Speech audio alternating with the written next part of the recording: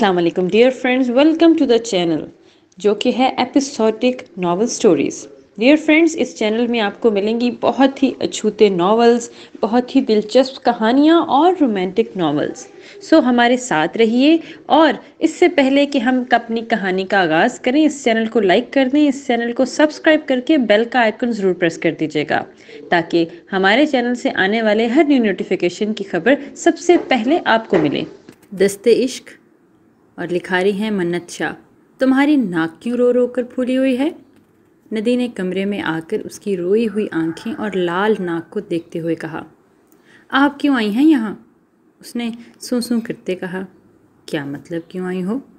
मेरा भी रूम है। नदी ने इसके सवाल पर हैरान हुई थी।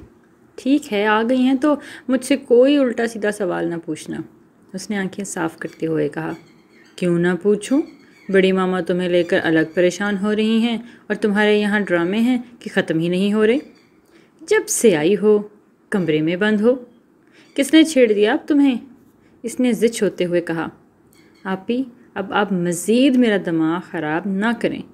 मैं आगे ही बीमों की वजह से किसी का कत्ल करने के दर पर हूँ, उसने नाक फुलाते हुए कहा। बुरी बात, बड़े भाई हैं वो। तुम्हारे भाई कहा करूँ उन्हें।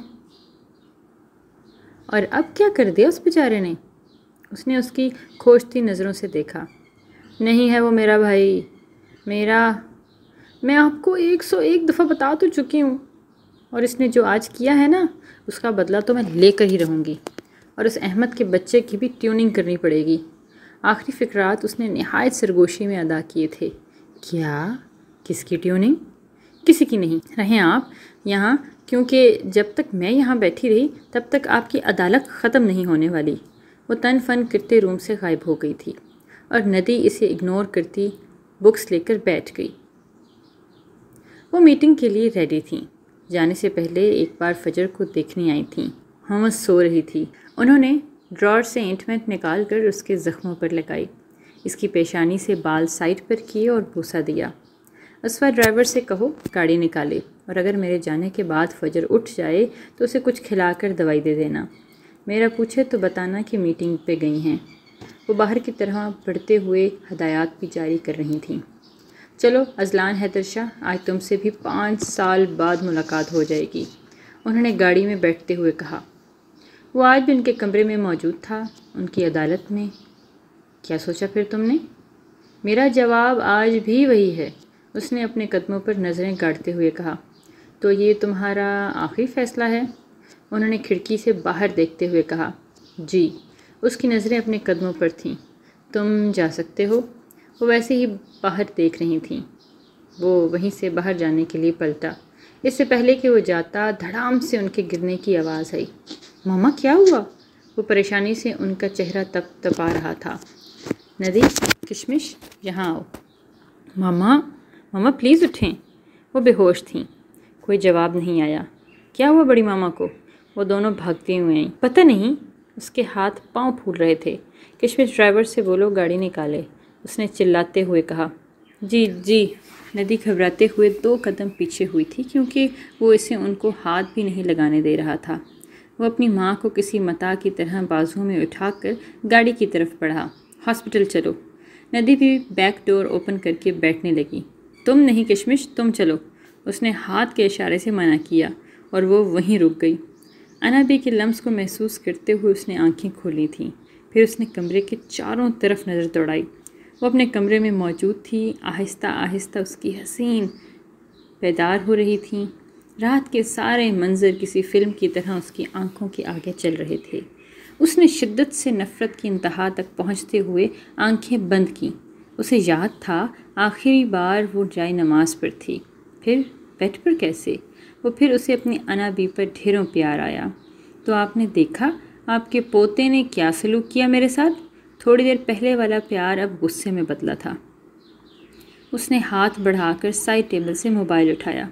वहाँ मौजूद अपनी पीए की कॉल्स देखकर वो झटके से उठ बैठी, मगर अगले ही लम्हे दर्द से कराह कर उसने फिर से अपना सर पल्लू पर गिरा दिया।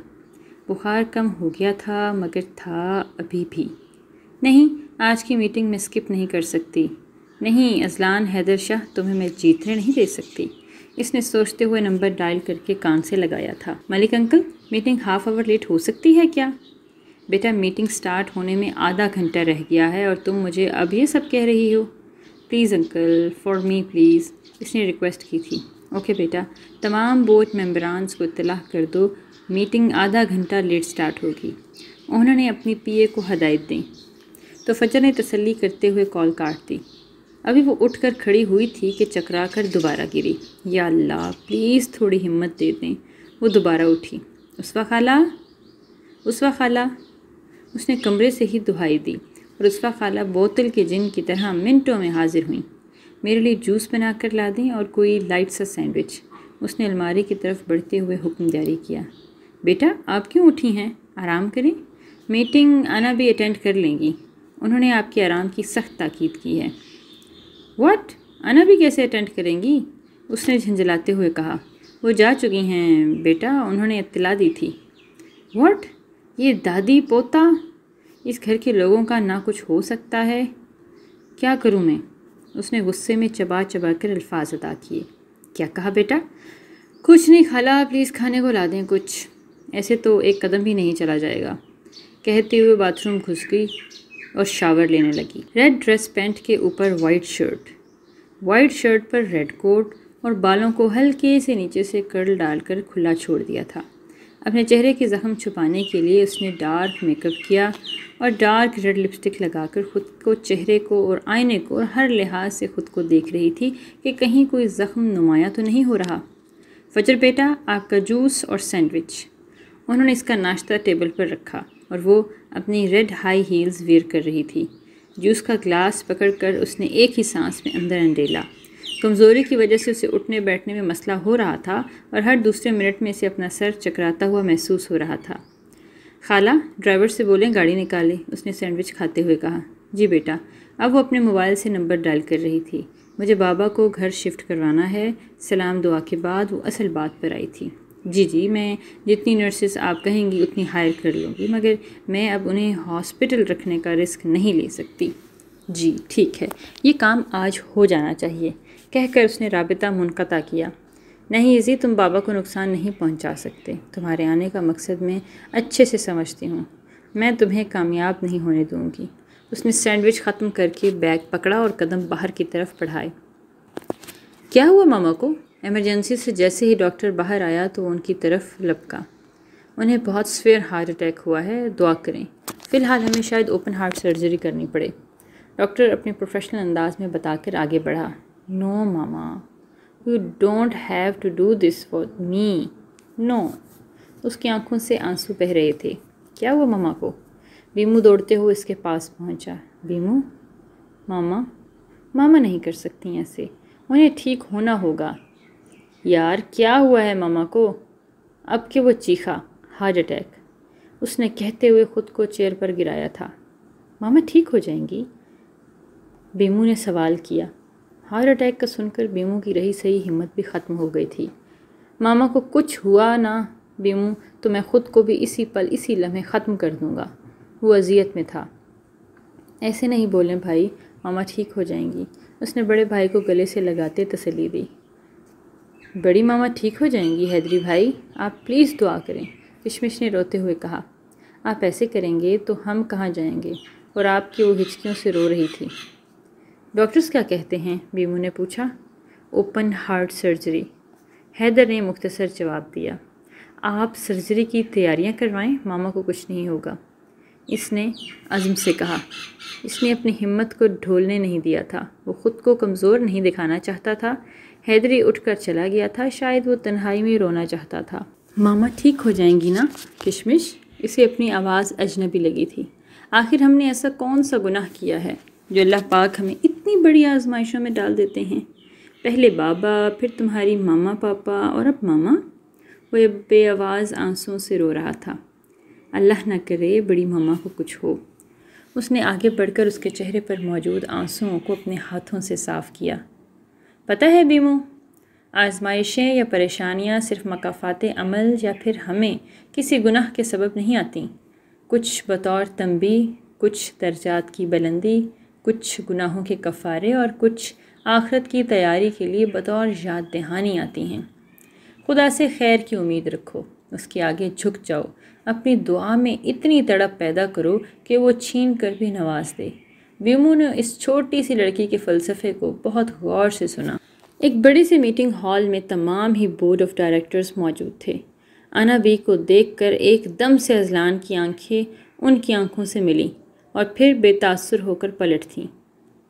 ان کی آنکھوں میں موجود تڑپ دیکھ کر اس کی ہمت ہی نہیں ہوئی انہیں دوبارہ دیکھنے کی۔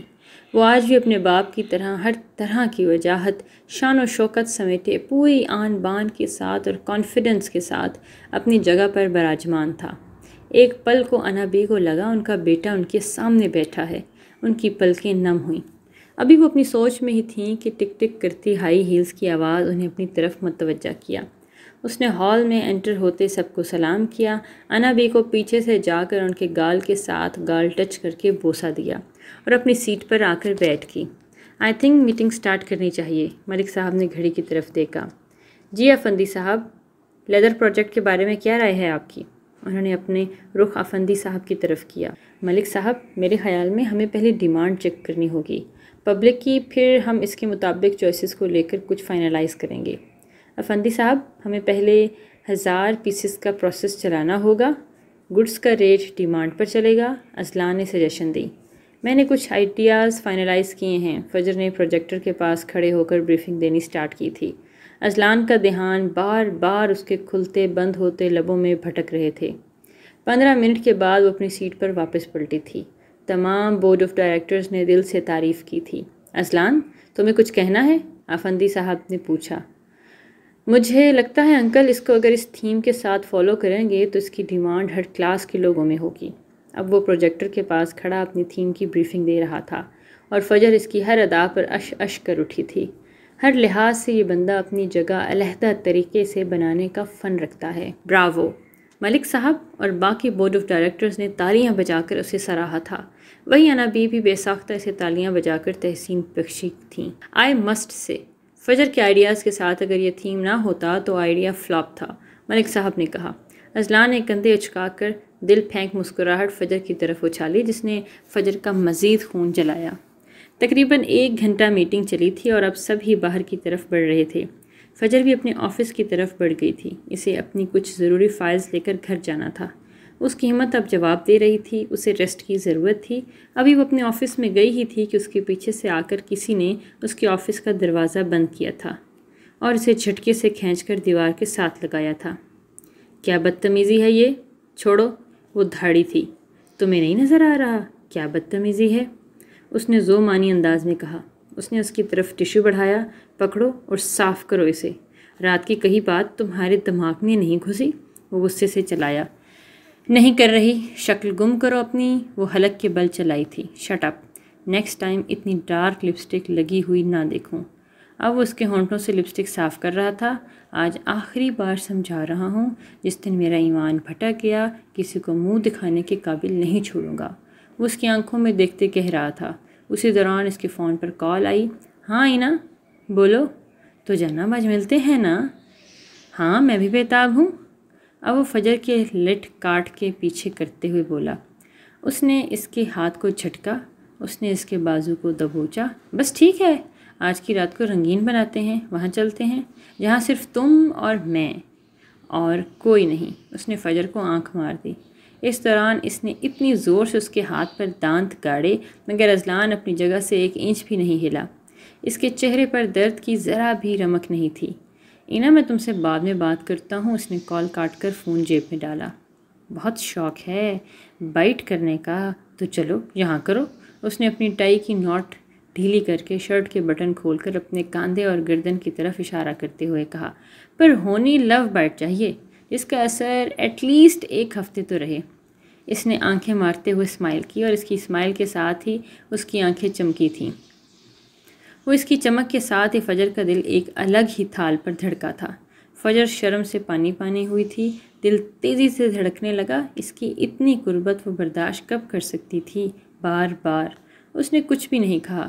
اذلان نے اس کی توڑی سے پکڑ کر اس کا چہرہ اوپر کیا اور اس کے ناک کے ساتھ اپنی ناک جوڑ کر فجر کی سانسیں انہیل کر رہا تھا۔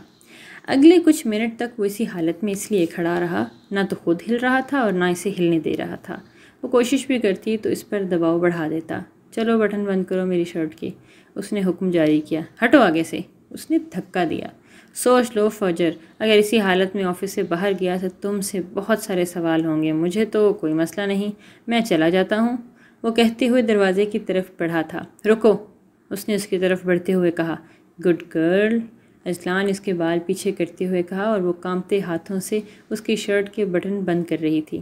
آنکھوں میں موٹے موٹے آنسو لیے۔ مجھے پہل لگا تھا ذاتی مسئلہ ہے، میں پھر سمجھا محبت کائناتی مسئلہ ہے۔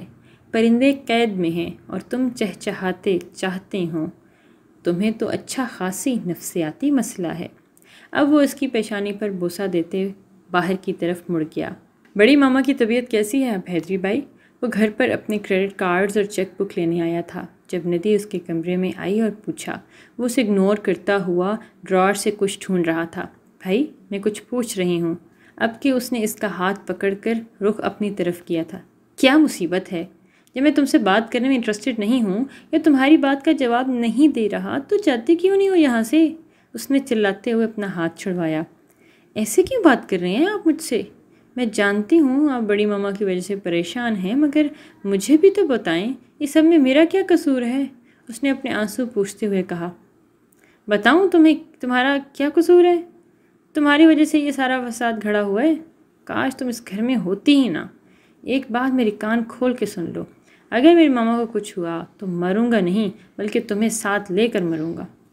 اس نے جھٹکے سے اس بازو کو دبوچ کر بیڈ پر گرایا اور خود وہاں سے نکل گیا۔ وہ خود کو اٹھاتے باہر کی جانب بھاگی۔ جیسے ہی پورچ میں پہنچی تو وہ گاڑی سٹارٹ کر رہا تھا۔ مجھے بھی جانا ہے ہاسپٹل حیدری بھائی۔ خبردار جو تم ہاسپٹل آئی ٹانگیں توڑ دوں گا۔ گھر پر رہو، اپنی اور میری ماما کی زندگی کی دعا مانگو، کیونکہ اب ہم دونوں کی زندگیاں ان کی سانسوں کے ساتھ جڑی ہیں۔ اسے وارن کرتا وہاں سے جا چکا تھا اور وہ آنسو بہاتی یہ سوچ رہی تھی کہ کون سا ایسا گناہ ہوا ہے جس کی وجہ سے اس کا بھائی اس سے اتنا ناراض ہے اور اس کی بڑی ماما ہسپتال میں ہیں۔ رات کو تم کدھر چلے گئے تھے ایزی؟ تمہیں پتہ ہے میں کتنا ڈھونڈا تمہیں؟ وہ اس ٹائم ایک ریسٹورینٹ میں موجود تھے۔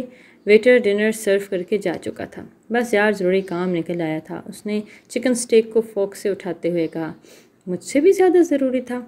ہاں بھائی تم سے بھی زیادہ ضروری، اس نے سٹیک چباتے ہوئے کہا۔ تم شاید بھول رہے ہو تمہیں پاکستان میں نے کتنی منتیں اور ترلے کر کے بلوایا ہے۔ تم یہاں میرے لیے آئے ہو تو جتنا ہو سکے میرے ساتھ ٹائم سپینڈ کرو۔ وہ اسے جوس پیتے ہوئے تنبیہ کر رہی تھی۔ Aha wrong, let me correct you. خوش فہمی؟ میں یہاں اپنی مرضی سے اپنی بزنس کے لیے اور کچھ پرانے حساب برابر کرنے آیا ہوں، اس نے کوک پیتے ہوئے کہا۔ تو میں ایسی خوش فہمی میں جی رہی ہوں، اس نے غصے سے کہا۔ یہ خوش فہمیاں تمہاری خود کی پالی ہوئی ہیں۔ ہاں تو کیسے سمجھاؤں خود کو؟ نہیں مانتا دل، محبت کرتی ہوں تم سے۔ تم کیوں اس فجر کے پیچھے پڑے ہوئے ہو؟ چھوڑ کیوں نہیں دیتے اب اس کو؟ بلکہ وہ تمہارے ساتھ رہنا نہیں چاہتی، تم اس کے ساتھ رہنا نہیں چاہتے، تو مسئلہ کیا ہے پھر؟ آزاد کر دو خود کو بھی اور اسے بھی۔ شٹ اپ، میں اس کو چھوڑوں یا رکھوں that's none of your business, and again do not involve in my life. یہاں بیٹھا تمہاری ہر بات سن رہا ہوں تو اس کا مطلب یہ نہیں ہے کہ تمہاری بکواس بھی سننا مجھ پر لازم ہے۔ وہ اب نیپکن سے اپنا منہ صاف کرتے ہوئے صاف لہجے میں اس کو تنبیہ کر رہا تھا۔ مجھے فرق نہیں پڑتا تم اسے رکھو یا نہ رکھو، میں جانتی ہوں تمہارے لیے انتقام سے بڑھ کر کچھ نہیں ہے۔ انگیجمنٹ کی بات کی تم نے آنٹی سے؟ وہ اب بات بدل چکی تھی۔ نہیں کر لوں گا، اس نے ذرا بیزاری والے لہجے میں کہا۔ کب؟ جب مجھے لگے گا کہ مجھے کر لینی چاہیے، اس نے غیر بھری نکتے پر غور کرتے ہوئے کہا۔ تم صبح کچھ کہہ رہے تھے؟ کیا؟ اس نے پوچھا۔ یہی کہ کہیں رات گزاری جائے، رات رنگین بنائی جائے۔ تمہیں سیریسلی لگتا ہے کہ میں ایسا کچھ ہوش میں کہوں گا؟ تو تم اس ٹائم ہوش میں نہیں تھے؟ اینا نے سوال پوچھا۔ بری طرح بہکا ہوا تھا یار، اس نے حسرت بھری آہ میں کہا۔ خیر تھی؟ دن میں ڈرگس؟ قسم لے لو جو ڈرگس لی ہوں، ہائے حلال نشہ کیا تھا۔ اسی نے دل پر ہاتھ رکھا۔ میں سمجھی نہیں، اینا نے نہ سمجھی سے کہا۔ اس سے پہلے کہ وہ اسے سمجھاتا اسی دوران اس کی موبائل پر ہادی کی کال آئی۔ کدھر ہے؟ آج رات کلب کا پلان تھا نا؟ ہادی نے پوچھا۔ بس نکل رہا ہوں۔ جلدی آ جا، آنکھیں ترس گئی ہیں دیدار کو، ہادی نے چہچہاتے ہوئے کہا۔ بکواس نہ کر، یہ ڈرامے تو علی کے ساتھ کیے لگایا کر۔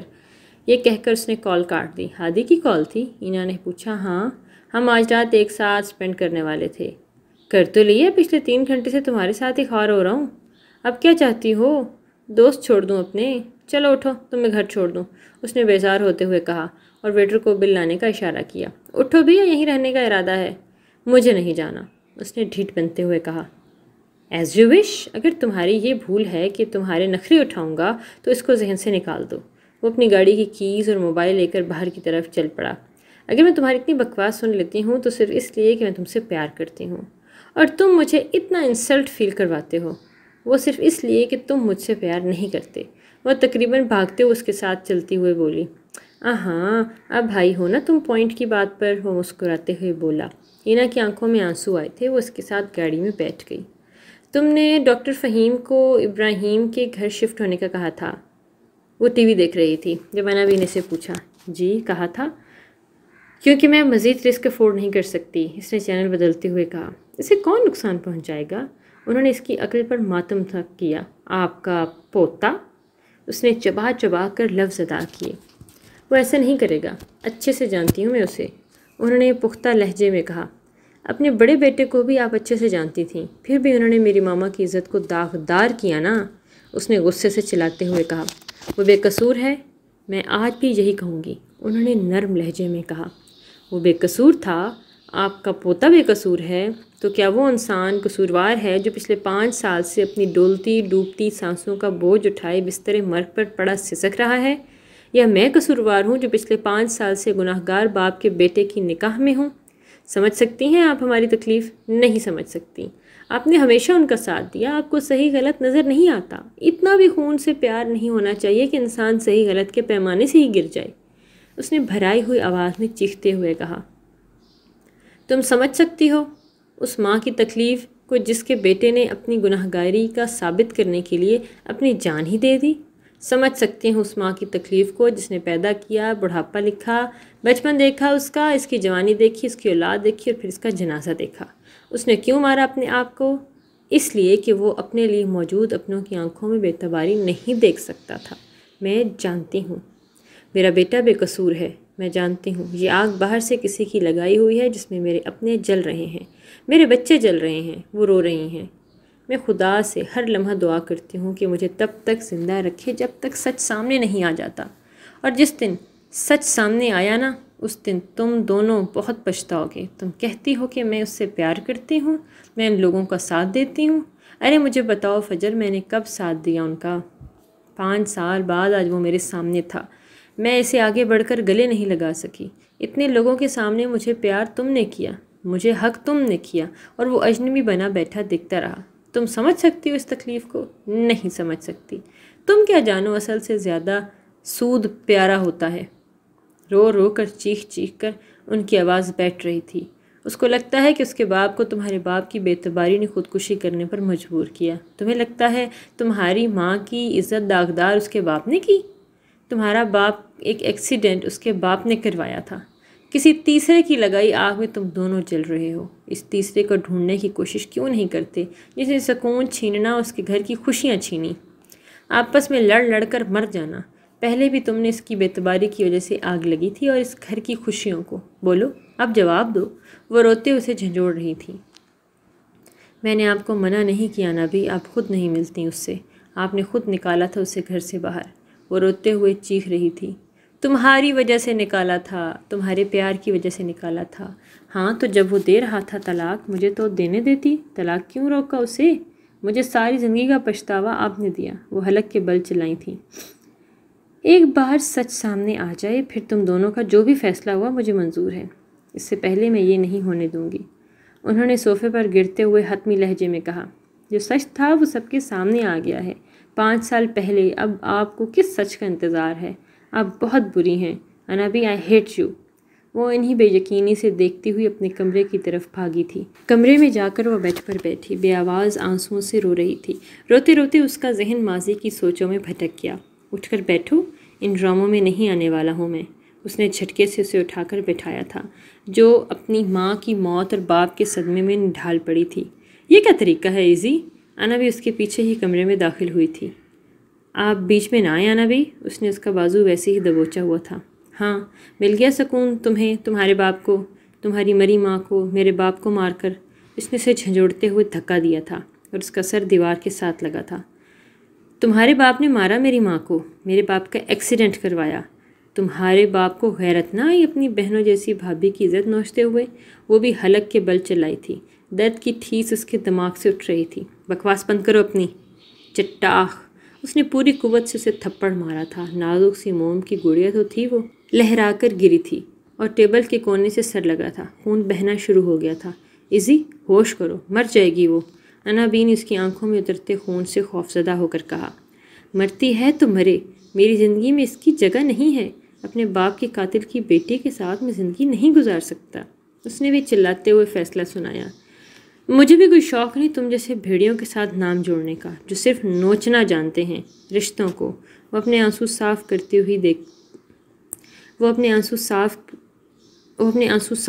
ہوئی اس کی آنکھوں میں دیکھ کر چلائی تھی۔ چٹاخ! ایک اور تھپڑ مارا تھا اسے۔ بس بکواس بند کرو اپنی، میں تمہیں چٹاخ! اس سے پہلے کہ وہ اپنے الفاظ مکمل کرتا، انا بی نے اسے تھپڑ مارا۔ بس ازلان، اس سے آگے ایک لفظ بھی نہیں۔ نکل جاؤ میرے گھر سے، شکل نہ دکھانا مجھے اپنی آج کے بعد، انا بی نے چیختے ہوئے کہا۔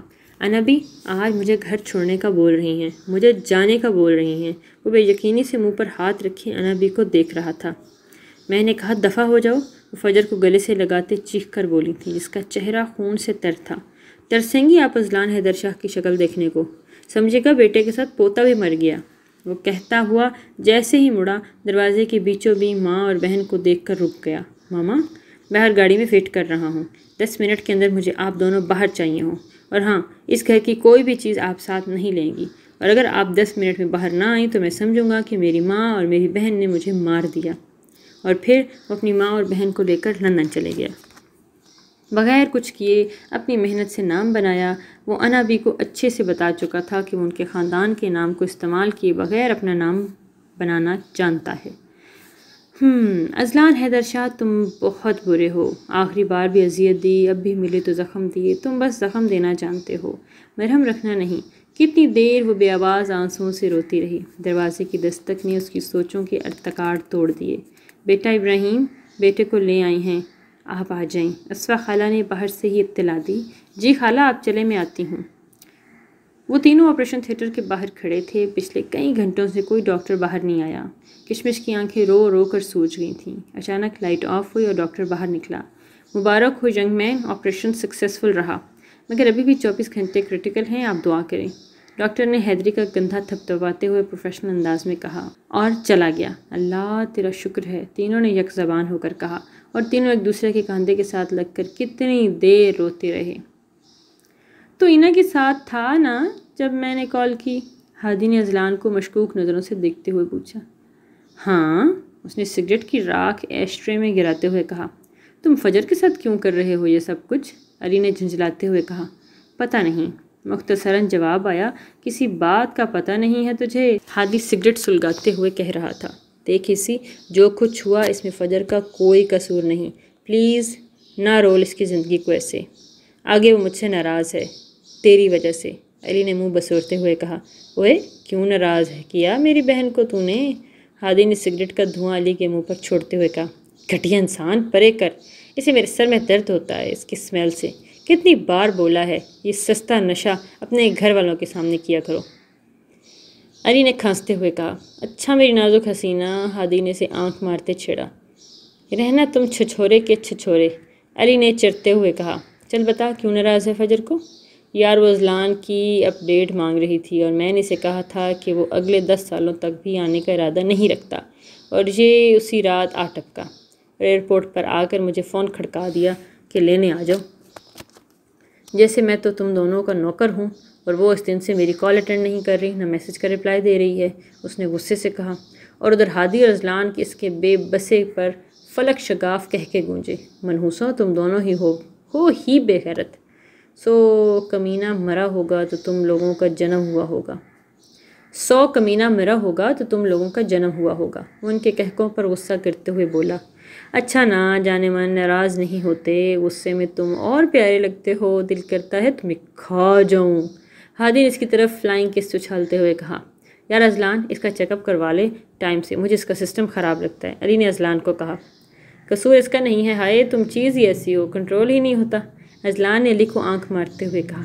मरो तुम यहाँ, मैं जा रहा हूँ। वो चिढ़ते हुए उठा। हाय एक तो गुस्सा, ऊपर से गुस्से में ये बीवियों वाले नखरे किस किस अदा पर कुर्बान जाएं।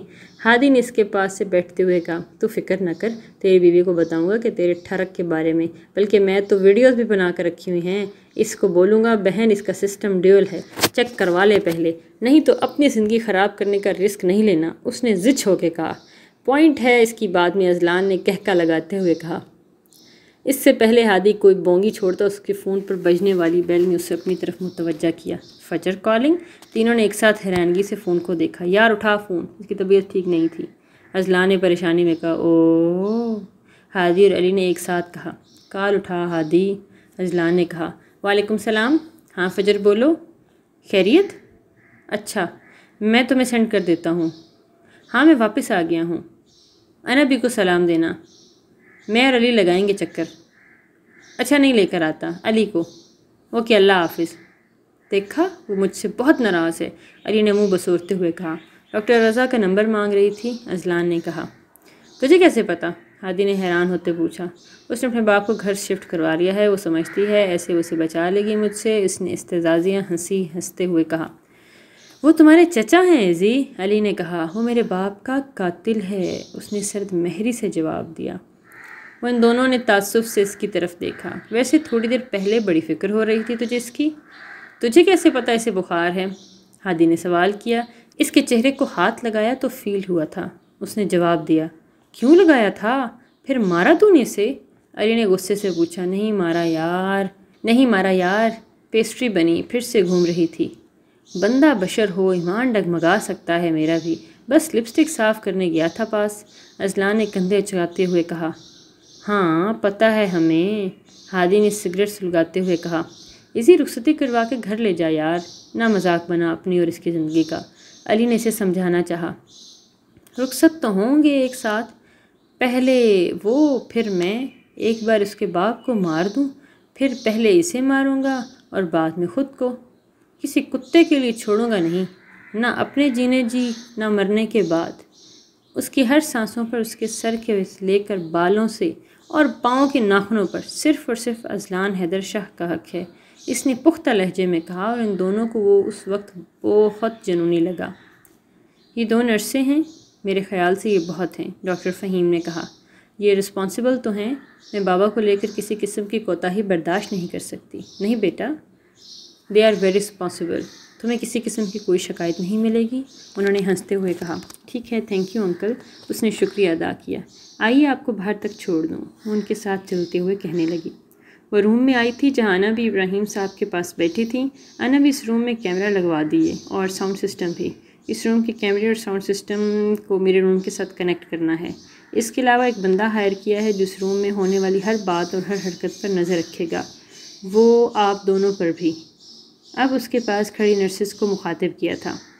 किससे ख़तरा है तुम्हें? अपने शौहर से? उन्होंने इसकी अकल पर मातम किया था। मैं उस वक्त किसी बहस में नहीं पड़ना चाहती, उसने 2 टोक लहजे में कहा। वो उठकर बाहर चली गई थी। जानती थी कि बहस करना फजूल है इससे। आप दोनों भी कुछ देर बाहर चले जाएं।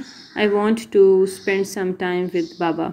उसने नर्सिस को भी बाहर भेज दिया और अब वो उनके पास बैठकर उनका हाथ अपने हाथों में ले रही थी। अब वो उनके बालों में हाथ भी फेर रही थी। आप नाराज़ हैं ना मुझसे? होना भी चाहिए। मामा के कातिल का बेटा आज़ाद घूम रहा है और मैं अभी तक कुछ नहीं कर सकी। बट डोंट वरी बाबा, आपकी बेटी सारे हिसाब बराबर करेगी। जैसे आप तड़प रहे हैं वो भी तड़पेगा, वादा है ये मेरा आपसे। उसने आंसुओं को साफ़ करते हुए कहा। अब वो अपने बाप के आंसू साफ़ कर रही थी। बस बहुत रो लिया हमने, अब रुलाने की बारी है, अब तड़पने की बारी अजलान हैदर शाह की है। वो बेचारे इब्राहिम साहब की बेटी की बातें सुनकर ये भी न कह सकते थे कि जो भी करने जा रही है गलत है। डॉक्टर के मुताबिक वो सुन सब सकते थे। वो काफ़ी देर उनके पास बैठी बातें कर रही थी और फिर अपने कमरे में चली गई। रूम में जाकर पहले वॉशरूम गई, आंखों पर पानी की चिपकियाँ मारने लगी। آنکھیں رونے کی وجہ سے کافی سوج گئی تھیں۔ اب وہ سلیپنگ سوٹ لینے الماری کی طرف بڑھی، لیکن الماری کی حالت دیکھ کر اس کا پارا ہائی ہو گیا۔ پوری الماری رنگ برنگے پوری آستین کے فراک، چوڑی دار پنجاموں، بڑے بڑے دوپٹوں سے بھرے تھے۔ اس نے جوتے والی ریک پر نظر ڈالی تو اس کی ہائی ہیلز غائب تھیں اور خصوں کی فلیٹس، چپل اور سینڈلز کی بھرمار تھی۔ "What the hell!" اس نے غصے سے کہا۔ "اسوا خالہ!" وہ غصے سے چلائی۔ "کیوں بلا رہی ہو ان کو؟" اس کے پیچھے کھڑا تھا۔ تم یہاں کیسے؟ وہ پہلے تو ڈر کے پورا کانپی تھی، پھر اپنی ہمت جمع کر کے اس نے پوچھا، "ایسے؟" وہ اس کے سامنے آ کر بولا۔ اب وہ دروازے کی طرف بڑھا اور روم لاک کیا۔ "کیا کر رہے ہو؟" اسے خوف آیا تھا۔ "فی الحال یہ بتانے اور سمجھانے آیا ہوں، جتنے مرضی پہرے بٹھا لو، پابندیاں لگا لو، جب تمہاری اور تمہارے باپ کی موت میرے ہاتھوں لکھی ہوئی، بچ نہیں پاؤ گی دونوں تم." اس نے اس کی آنکھوں میں آنکھیں گاڑتے ہوئے کہا۔ "شٹ!" اس نے بولنے کے لیے منہ کھولا ہی تھا کہ اذلان نے جھٹکے سے اس کا بازو موڑ کر اس کی کمر کے پیچھے کیا اور اس کی کمر اپنے سینے سے لگائی۔ اب وہ اسے اسی پوزیشن میں چلاتے ہوئے ڈریسنگ مرر کے سامنے لایا۔ "You shut up! میری بات مکمل نہیں ہوئی۔ دوسری اور اہم بات جو میں تمہیں بتانے آیا ہوں وہ یہ کہ آج سے تم اسی وارڈروب کو فالو کرو گی، اور ہاں، صوفے پر ان ڈریسز سے میچنگ بینگلز پڑی ہیں۔